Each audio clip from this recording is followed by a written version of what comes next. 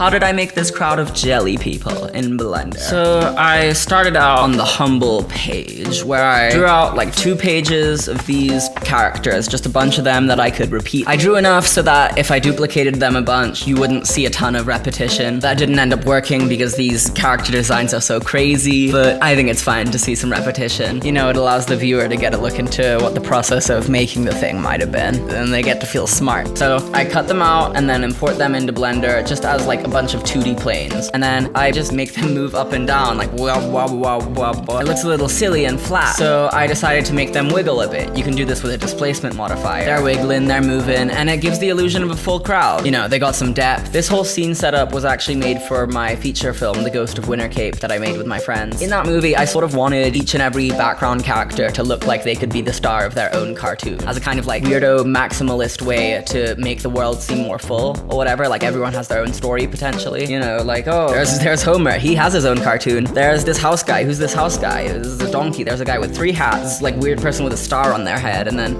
this weird scream lady with like an apple on her head. Just a lot of fun stuff. This guy with a big neck.